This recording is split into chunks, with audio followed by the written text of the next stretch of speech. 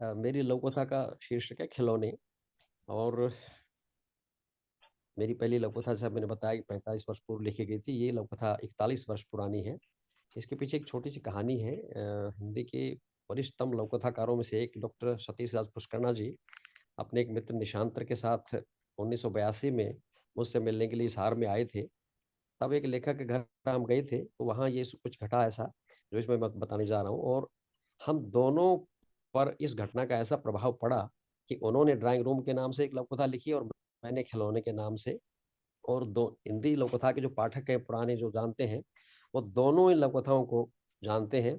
एक ही विषय पर दो लघुकथाकारों ने कैसे लघुकथाएं लिखी, तो इसके पीछे एक ऐतिहासिक पृष्ठभूमि भी है। आप देखिए, हरि बाबू ने नजर घुमाकर देखा तो उन्हें अपने ड्राइंग रूम की हर चीज बड़ी सस्ती और घटिया नजर आई। ये भी कोई ड्राइंग रूम है, सोचकर वह उदास से हो गए। ड्राइंग रूम तो धीर साहब का है, एकदम फर्स्ट क्लास। कल जन्मदिन की बधाई देने गए तो देखते ही रह गए। क्या सोफे, क्या रंगीन टीवी, वीसीआर और फ्रिज थे, और क्या डेकोरेशन थी। वाह। और हाँ, शोकेस में कितने शोपीस सजे थे, एक से बढ़कर एक। पीतल के, लकड़ी के, संगमरमर के। एक रैक तो पूरे का पूरा खिलौनों से भरा था, और हर खिलौना कितना कीमती, खूबसूरत और चमचमाता हुआ लगता था। क्षण भर के लिए हरि बाबू कहीं खो गए थे कि तभी उनके चुन्नू मुन्नू पापा आ गए, पापा आ गए का शोर मचाते हुए अंदर घुस आए। फिर उछलते गाते झूमते उन दोनों ने पूरे ड्राइंग रूम को एक संगीतमय ताजगी से तर कर दिया। हरि बाबू के चेहरे पर हल्की सी मुस्कान झलक आई। बस, फिर क्या था। दोनों बच्चे चढ़ बैठे उनके कंधों पर और लगे उछल उछल उछल कर खेलने। अब पुनः निगाह डाली तो हरि बाबू को अपनी सारी की सारी चीजें बदली हुई नजर आई। धीर साहब के ड्राइंग रूम में सब कुछ तो है, लेकिन ऐसे सजीव खिलौने तो नहीं है, उन्होंने अपने आप से कहा, और बच्चों को कसकर छाती से लगा लिया। मैं चाहता हूं कि ये दोनों लघुकथाएं पढ़ने का, पुरानी लघुकथाएं पढ़ने का मेरा आशय ये था कि लघुकथा में कुछ ऐसा शाश्वत तत्व होना चाहिए जिसका सामयिक परिस्थिति से सीधा समाचार अखबार की न्यूज जैसा ना हो। अखबार की न्यूज हम पढ़ते हैं आधे घंटे बाद वो पुरानी हो जाती है। तो ये इसीलिए मैंने ये 4 दशक से ज्यादा पुरानी लघुकथाएं आपके सम्मुख रखी हैं। धन्यवाद। बहुत बहुत धन्यवाद डॉक्टर मानव जी। अब आचार्य ओम नीरव जी को पुनः आमंत्रित करता हूँ कि उसकी समीक्षा करें। आचार्य जी, स्वागत है आपका। धन्यवाद। मानव जी से बहुत ही उत्कृष्ट लघुकथा सुनने को मिली, और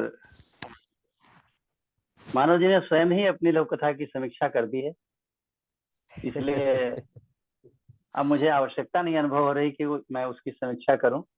और फिर मानव जी जैसे व्यक्तित्व लघुकथा का वाचन करें और स्वयं ही अपनी लघुकथा का समीक्षा भी करें, उसके बाद नीरव जैसे विद्यार्थी को बोलने के लिए कोई अवसर नहीं है। मैं उनको इस उत्कृष्ट लघुकथा के लिए बहुत बहुत बधाई।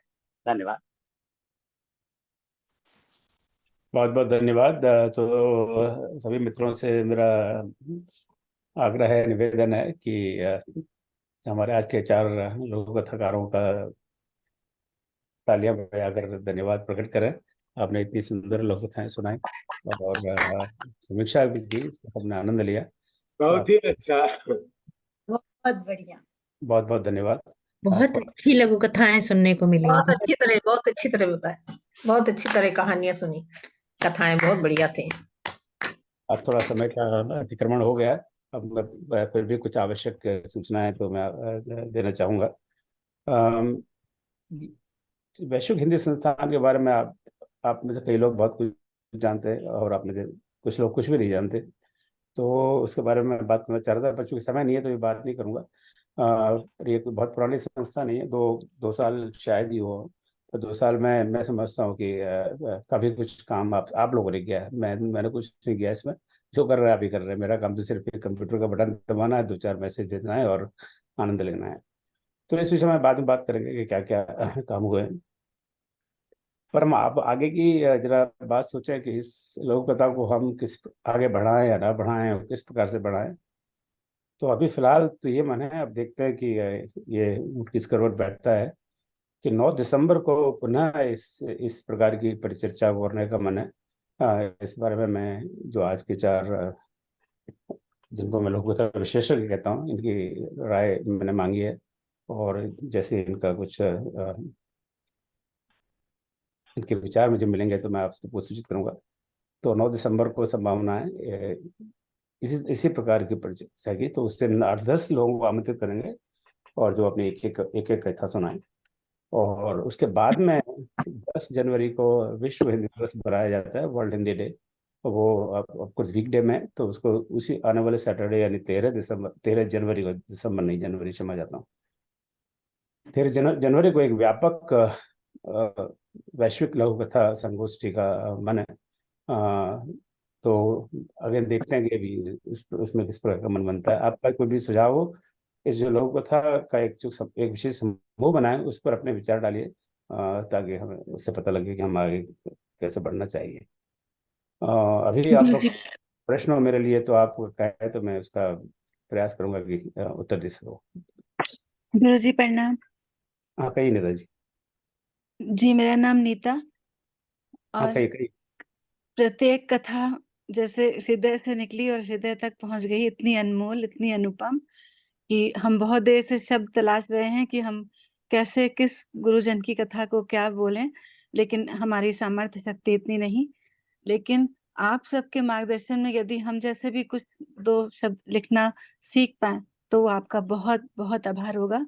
हमारे पिताजी लेखक थे, लेकिन जब तक वो थे तब तक वह रत्न हमने नहीं पहचाना। आज समझ में आया। धन्यवाद हाँ आप सबका। हाँ, आपने ऑलरेडी एक लोक कथा कह दी अपने जीवन के अनुभव से। हाँ, तो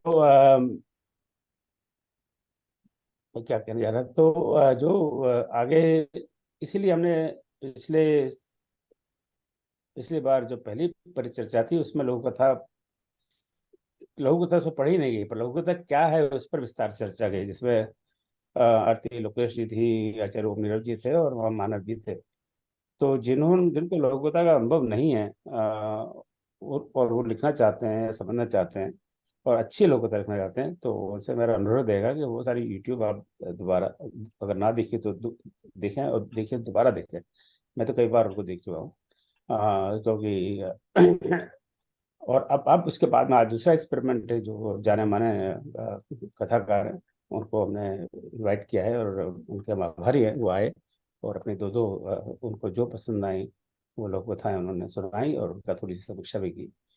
और अब अगले बार इसी प्रयोग को थोड़ा आगे बढ़ाने का मन है। जैसे मैंने बताया था, 9 दिसंबर को एक स्लॉट खाली है मेरे पास इस समय, उस समय और 8-10 और अन्य लोक कथाकारों को बुलाएंगे, और उनसे भी एक एक लोक कथा।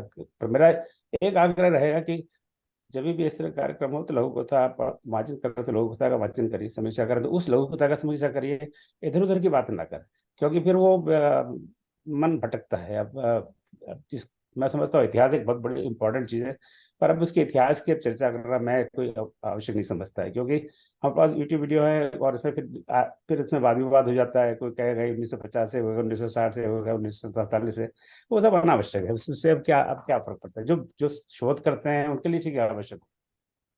और समय का थोड़ा सा ध्यान रखें, क्योंकि पूरा प्रयास करते हैं ये बेसिकली श्री रामचरित मंथन का प्लेटफॉर्म है, और रामचरित तो मर्यादा पुरुषोत्तम, वहाँ तो हर चीज मर्यादा सबसे महत्वपूर्ण है। और उसी से ये वैश्विक हिंदी संस्थान का जन्म हुआ है, क्योंकि उसमें बहुत सारे हमारे मित्र थे जो बड़े अच्छे लेखक हैं, कवि हैं, और उन्होंने उनकी प्रेरणा से हमने पहली पुस्तक प्रकाशित की थी, जो राम काव्य पीयूष है। 3 साल उसको हो गए, और उसके बाद में 3 साल के अंदर 8 पुस्तकें प्रकाशित हो चुकी हैं।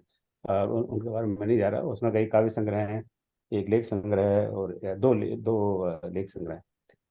तो मैं इसके साथ रुकता हूँ, और समय के अतिक्रमण के लिए मैं क्षमा चाहता हूँ, और आप सबका बहुत बहुत धन्यवाद, और लोगों की चाहत। जय श्री राम, नमस्ते।